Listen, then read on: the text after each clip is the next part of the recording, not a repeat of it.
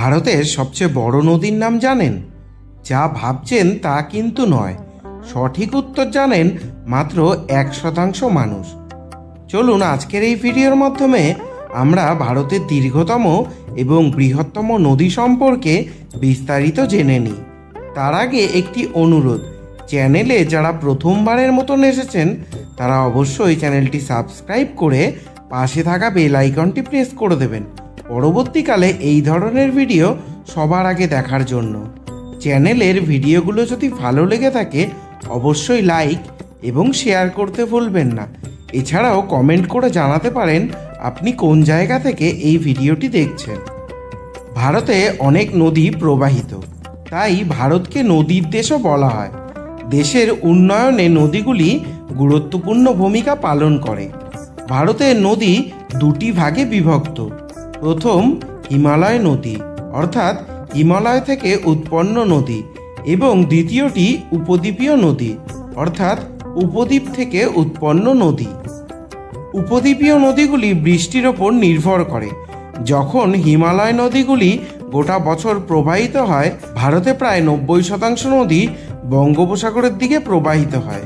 মাত্র 10% নদী আরব সাগরের দিকে প্রবাহিত হয়। ভারতের দীর্ঘতম নদী হল গঙ্গা, যা 2525 কিলোমিটার দূরত্ব অতিক্রম করে বঙ্গোপসাগরে পৌঁছেছে।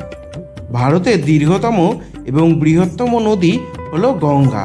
ভারতের লোকেরা এই নদীটিকে গঙ্গা নামে এবং বাংলাদেশে এটিকে পদ্মা নামে ডাকে। এই নদীটি এশিয়ার একটি আন্তঃসীমান্ত নদী, তাই এটি ভারতে হয়ে বাংলাদেশে যায় এবং তারপর বঙ্গোপসাগরে মিলিত হয়। ভারতের লোকেরা গঙ্গাকে তাদের মা হিসাবে পূজা করে। এই নদীর দৈর্ঘ্য প্রায় 2525 কিলোমিটার। এটি উত্তরাখণ্ডের গঙ্গোত্রী হিমবাহ থেকে উৎপন্ন হয়েছে। 140টিরও বেশি জলজ প্রাণী গঙ্গা নদীতে বাস করে। গোদাবরী নদী হল ভারতের দ্বিতীয় বৃহত্তম নদী। এর দৈর্ঘ্য প্রায় 1365 কিমি। এটি মহারাষ্ট্রের নাসিক থেকে উৎপন্ন হয়েছে। ছত্তিশগড় অন্ধ্রপ্রদেশ রাজ্যের মধ্য দিয়ে গিয়ে বঙ্গোপসাগরে মিলিত হয়েছে।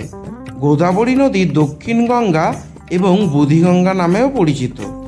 নদীটি হিন্দুদের কাছে পবিত্র এবং হাজার হাজার মানুষ প্রায় গোদাবরী নদীর তীরে বেড়াতে আসে। যমুনা ভারতের তৃতীয় বৃহত্তম নদী হিসেবে পরিচিত। এর দৈর্ঘ্য 1375 কিমি। হিন্দু ধর্মে যমুনা নদীকে গঙ্গা নদীর মতো পূজা করা হয়। যমুনা নদীর উৎপত্তি উত্তরাখণ্ডের হিমবাহ থেকে। এটি একটি উপনদী যা উত্তরপ্রদেশের প্রয়াগরাজে গঙ্গা নদীর সঙ্গে মিলিত হয়েছে।